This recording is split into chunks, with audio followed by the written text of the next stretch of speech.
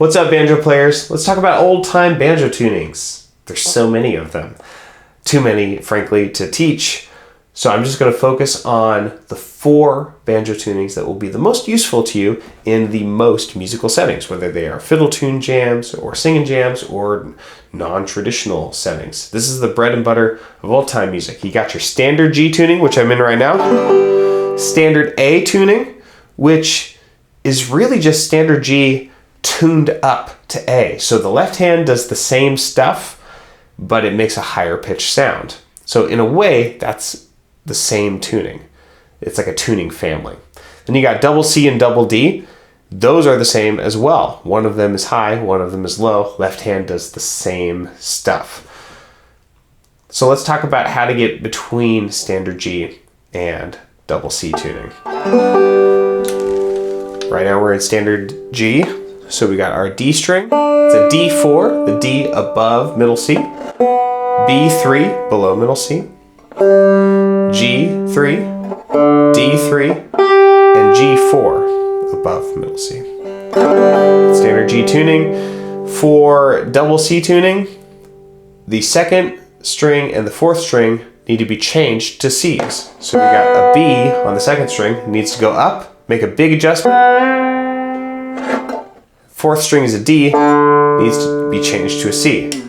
When you're making these big tuning jumps, make the big adjustments first, then go back in and check each string for little micro adjustments.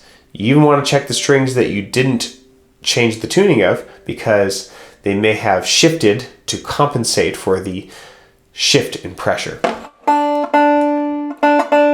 So, I'm checking my tuner here. We got D is good, C is good, G shifted a little bit. I'm going to bring it back down. C is good, G is good. Now I'm in double C tuning. That was only 2 passes. Sometimes it takes 3, especially if it's a more dramatic change like C to A or A to C. Those are the big ones. So we're in double C now, ready to play all sorts of different kinds of C tunes. But if we want to go back to playing G tunes, we got to undo the work we just did. So let's take the C and move it down, the second string, move it down to B. Fourth string, move it up from C to D. It's pretty close. Let's just check to make sure. D's good.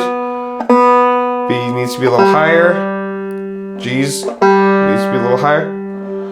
D, too high. Yeah, so it's important to check those for little micro adjustments. And then give it a good strum to see if it rings right. At the end of the day, trust your ears.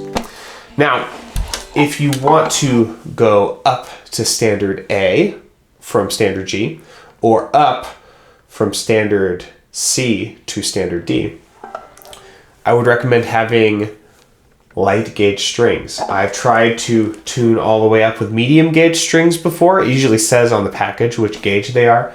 And I've broken strings by doing that. Some people seem to get away with it without any issues. Maybe I have a longer scale neck banjo than a lot of other people. I don't really know. But I like using light gauge strings for a lot of reasons. They're easier to play, but also you can really just yank on them, get them really tight, and get them relatively floppy. I've tuned this all the way down to B flat before, and I think it sounds great. So, light gauge strings, I'm an advocate. Now, I recommend tuning up instead of using a capo because all of the frets are in the same place, and you don't have to develop a new kinesthesia for finding your notes because they're just right there. So that's my argument for that, at least. A lot of great players use capos, so if you want to do that, that's fine. But when we get into the higher note stuff, you might run out of notes faster because you're missing out on these two. So we got light gauge strings on. We're ready to tune up. Make those big adjustments first. We're going to go from D on the first string to E, B to C sharp, G to A, D to E, and G to A. Pretty out of tune, so we need to go back and check each one.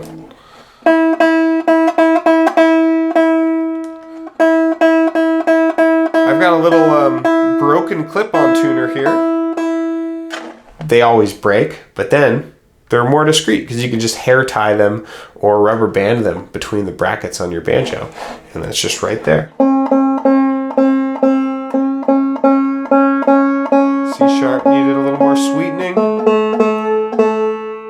Bring A up, and E, and A. Pretty good, just 2 passes. Sometimes it takes more, like I said. And then you can switch back and forth between standard A and double D the same way that you would switch between G and C. So that's the basics of tuning for old-time banjo playing. The basics, like I said. There is sawmill or modal tuning. Some of you may have heard of that for playing modal tunes.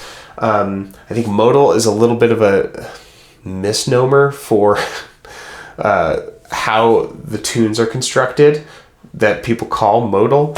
You don't really have to use a modal tuning to play most of them. And so I think you should try to play modal tunes when we come across them in the standard tunings. And then if you're just really unhappy with that, you can go try the sawmill tunings. But I think it's worth a shot putting that off until later. Have fun. Happy banjo playing.